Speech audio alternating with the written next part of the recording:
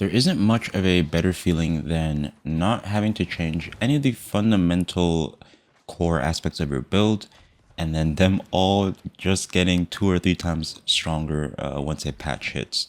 And don't get me wrong, there's definitely some new things that I've added to all of my builds pretty much. There's new attribute point setups, new perks, new gear, a whole bunch of new things that we got this patch that I've added to my builds, but there's nothing at their core that I've changed or taken away from my builds. And I think that's the thing that makes this patch feel so good for me. But we are going to be taking a look at all of my other builds pretty soon here, and we'll be taking a look at what I'm running on this build currently towards the end of this video. But yeah, I've just been having way too much fun on the Rapier and Firestaff setup. I've been talking about the Rapier quite a bit, but it's honestly the whole build. Firestaff, as I have mentioned quite a few times in the past, is just absolutely crazy now. I've been running a 200 int Firestaff for the entire game, so I'm used to having to make things work with the low amount of damage that I had, but we are pretty much just running a Havoc through OPR right now. As you can kind of see by these background clips playing right now, we literally destroy light armor builds, and all builds in the game really in general take a ton of damage from our setups, but it's really the lower con, lower defense, light armor bow builds that are the most popular in OPR that really don't stand a chance anymore. I've also picked up a new Rapier, which you just saw there. Even on a heavy target, we can absolutely shred people. And the Rapier that I picked up was the new one from the event, the Halloween event, and that is the Night Veil Rapier. It has some very good perks. As you can see, it already has Refreshing Move and Flame Attunement on there. And I crafted a lot of Rapiers, and I tried to see if I could either get Enchanted or Omnidirectional Evade. But the three kind of best combinations of this weapon you're going to kind of be looking for are either Vicious, which has the highest chance of rolling, Omnidirectional Evade, or Enchanted. Now, kind of jumping into the commentary now, we have a 2v1 here against a heavy armor player and a pocket healer, and this was pretty much an unwinnable fight last patch. We didn't have enough damage to take out the healer fast enough, and we didn't have enough mitigation and healing to withstand somebody just willing on us while we're trying to take out a healer. And this is definitely a much easier type of fight to take in this situation, which is a more of a tank with a pocket healer versus a damage dealer with a pocket healer. A damage dealer pocket healer fight is still probably one of the hardest, if not impossible, fights to take as a solo, because you simply just cannot trade damage with a damage dealer when they have a pocket healer. But this type of fight in particular, as you can see, we're really having no problem with dealing with the heavy sword and shield hammer player who's trying to stick onto us while trying to jump onto this healer. And you're going to see in a second here, as soon as we're able to find that opportunity to land just a little bit of burst onto this healer, we absolutely shred them with this Rapier. So you see, I am fully aware of the fact that the healer is running riposte now, and we do a good job of avoiding that, land our own riposte on the tank, and we are now finally able to put in some damage into the healer, and you can see just how much pressure we're able to put in with this Rapier and this build now in this patch.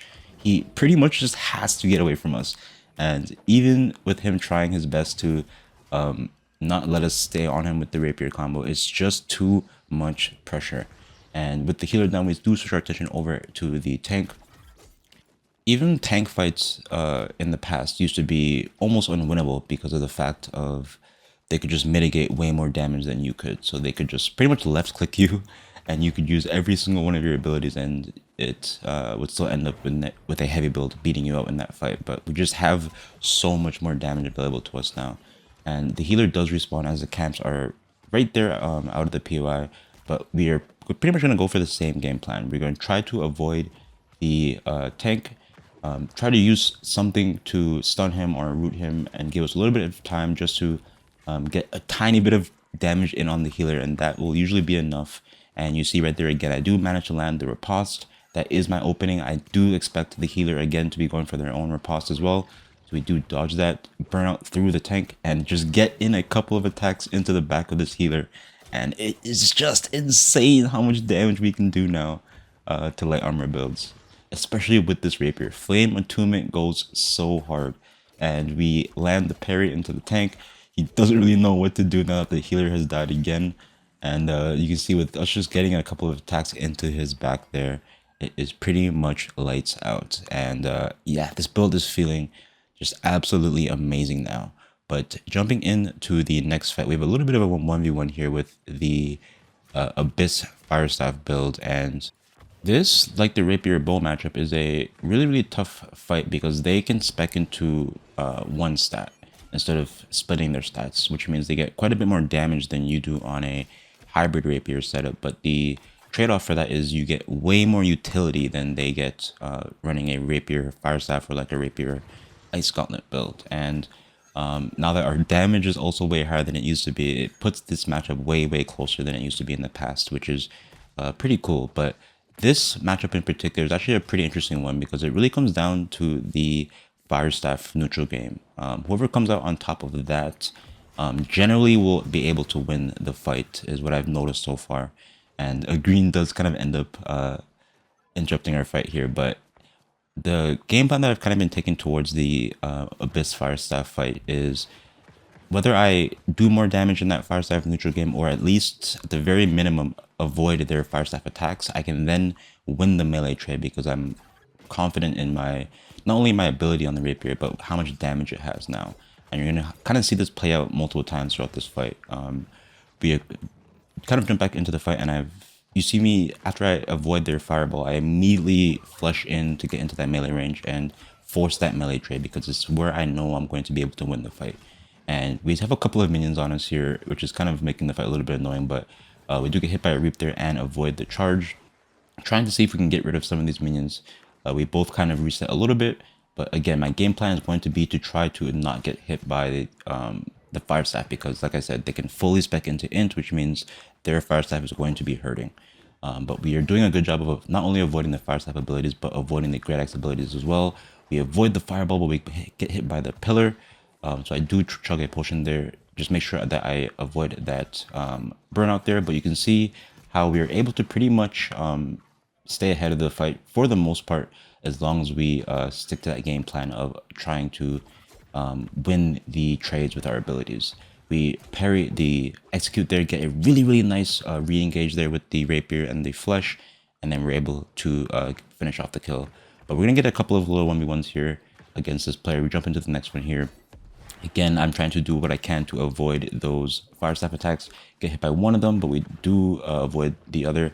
And I'm trying to see if I can play aggressive here on the Rapier and see if I can make something happen. Do get hit by a nasty Reap though while we're out of stamina, but we are able to avoid that execute and the charge again. Hit a nasty parry on the heavy attack there, and I have been experiencing like a weird bug where I don't know if it's my mouse or the game, but I sometimes can't heavy attack after a riposte. But we have taken quite a bit of damage, and the Great Axe User does get a really nice trade on us here.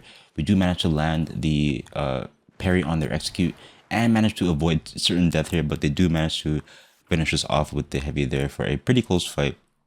But yeah, this is pretty much like the Rapier Bow matchup. It really comes down to who makes the better decisions in the fight, which is what makes it such a fun matchup. But jumping into the third fight here, again, you're going to see I do a much better job this time of avoiding all of the Firestaff attacks. Again, I'm trying to play patient because I know that they're going to be going for a lot of the Great Axe abilities once I close that melee distance. Get a really nice parry on the execute, land a Grasping Vines. I go in for a combo with the Firestaff.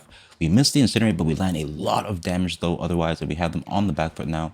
I'm trying to see if I can follow up with my Burnout and pretty much apply pressure before they can fully reset the fight. And again, sticking into that melee range is where I know I can win the fight. Dodge the Reap, expecting it to come out, and then we're pretty much have them on the run now.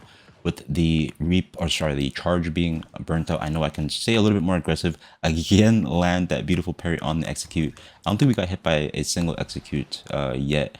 And the thing I actually really like about running Riposte on the 2-hit setup now is just how fast it comes up. You can see it's already back up. Not only do we get a really low cooldown on it, but having a refreshing move on our Rapier allows for it to come back really, really fast as well. So we pretty much get like a 3 to 5 second riposte if we are actively attacking the opponent. But again, it's already back up, as you can see. I'm starting to get some really, really weird stutters here.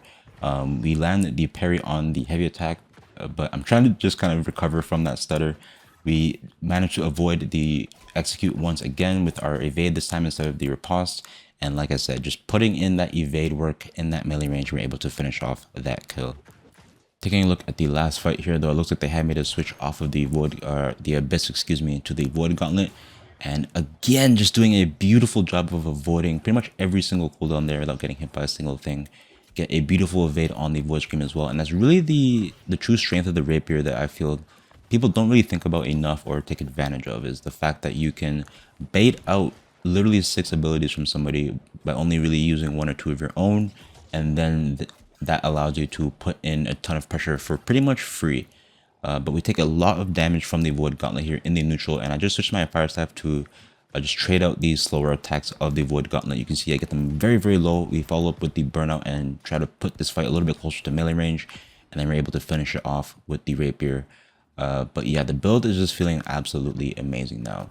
Even against your favorite ability, the Flamethrower, which is something we just literally could not trade with before. You're going to see we are straight up just standing in the fire and trading with the Flamethrower. And you can see by them retreating here is that you just can't Flamethrower people for free now anymore. Or at least this build, because of how much damage we have. We land a pretty nice Incinerate, and again, also land a parry during that Flamethrower. But again, we're just going to pretty much stick into their face and straight up trade with the Flamethrower, which is not something that you were able to do last patch. Push them a little bit inside of the tent here, try to land another parry, but he is aware of it this time. We spaced out the Void Scream, land a pretty nice stagger on the Incinerate there just to interrupt the Flamethrower, and then start our pressure of our own. And just look at that damage. Alrighty, so jumping into the build here. Attribute wise, we are still running the same thing that I was running in my build video a couple of days ago. We are running the 2-hit evade Rapier, and to hit 2-hit you do need full refreshing and that 5% cooldown on your abilities from the 25 focus. So we have our 25 points into that, but aside from that, everything else is going to remain the same. We're running 150 constitution for that critical hit damage reduction and the health. 350 int. This is going to be the I'd say the more important breakpoints to hit for this build are going to be 350 int, 25 focus, and 150 con. Dex you can kind of just increase over time as you upgrade your gear, because the Dex breakpoint at 100 Dex is not really that massive. It is definitely really, really good, and is going to add quite a bit of damage to our build. But everything else I feel is way more important to obtain first. So getting that 10% ability damage, excuse me, which is going to help not only your fire staff damage, but things like your flesh. Flesh hits incredibly hard when you hit somebody in the back with it, with this ability setup, and then obviously having that 10% reduction to crit damage. But yeah, you can kind of just increase your dex over time as you get more points through upgrading your gear. Taking a look at our weapons though, haven't changed anything in terms of the weapons. We're still running the full Grace setup that I've been running for pretty much the entire game. This is going to be the most optimal setup that you can run when running a full Grace tree. And I've never really changed the passes on this because these are just the better ones to run. Swiftness is just too good not to have. Red Curtains as well, too good not to have. And same thing with Controlled Breathing. And then On Guard and Refreshing Strikes are just really, really consistent perks that you can get the value of, or value out of a majority of the fight. Perfectionist is something that you really not going to be able to take advantage of that much during a fight because you are going to be constantly getting hit. This is more of a PvE perk, if anything. And then Desperation is one that we can maybe take advantage of a little bit more because this condition is active a little bit more throughout the fight than Perfectionist is, but I would still take the perk setup that I have over something like Desperation. And then taking a look at the Fire Staff tree, again, the same thing that I've been running. On the Fire Mage tree, we have everything into Fireball, and then all of the passives minus Flare, and then obviously Runes of Helios. And then on the Pyromancer side, Pyromania, Incinerate, and then Burnout. Taking a look at our gear though, very, very similar to what I've been running. I still haven't really upgraded the Nimble coat because I'm not too sure what I want to put on it yet. Yeah, the Nimble coat is going to be the core of the build because I mentioned we are running that 2-hit evade setup.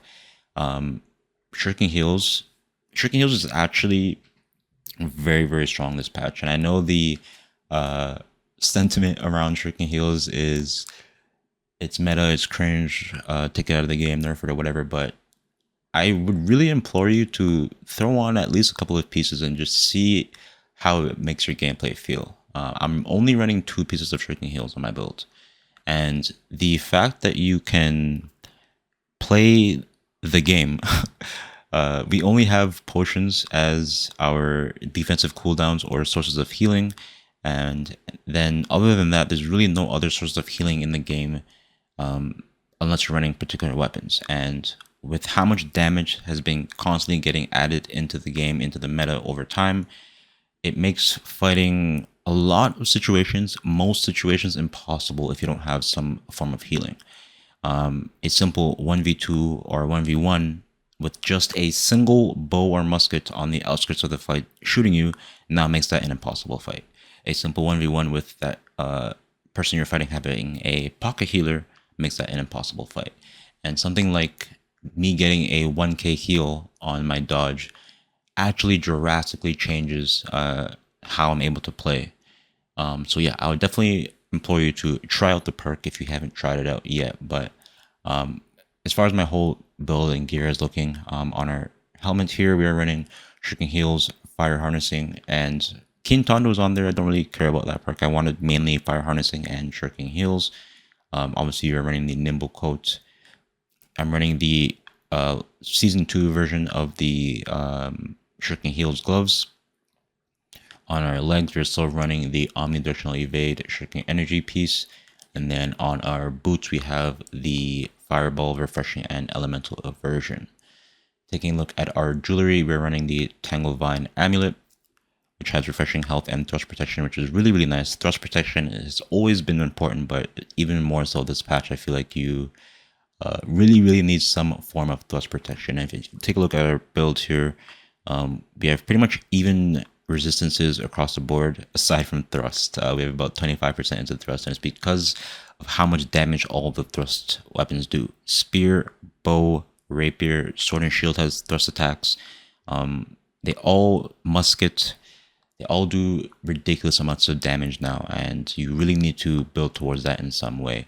But yeah, Tanglevine Amulet, they're running the new Champions Ring for that invigorated punishment with Hardy and Keen. And then I crafted this earring. I can't remember exactly which dungeon it was from, but if you go to the Gypsum Kiln, you can craft quite a few items from all the dungeons with the mutator materia that you got from the season pass. And I managed to roll a really, really nice earring here. Healthy Toast, Refreshing, and Nimble. Pretty much the perfect earring that you would want.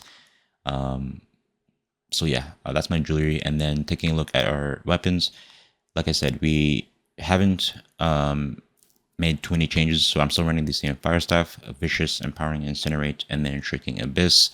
The tooltip is actually bugged. I noticed that for some reason, yeah, like I don't know why. Sometimes it'll show that the Rune Glass Gem is disabled, but it's actually not disabled. And then taking a look at our Rapier, as I mentioned, I found the better Demon Blade. And as I mentioned, I crafted a lot of these. Yeah, quite a few. And if you were to take a look at New World Database and look at the perk buckets for this, Vicious has like I think a 34% chance to roll, and then everything else is like a 4 or 2% chance. The thing I was looking for was either Omnidirectional Evade or Enchanted, as I mentioned. But Vicious, as you will probably get pretty quickly because it's the highest chance of rolling, Vicious is more than enough or more than good enough of a perk to run on this.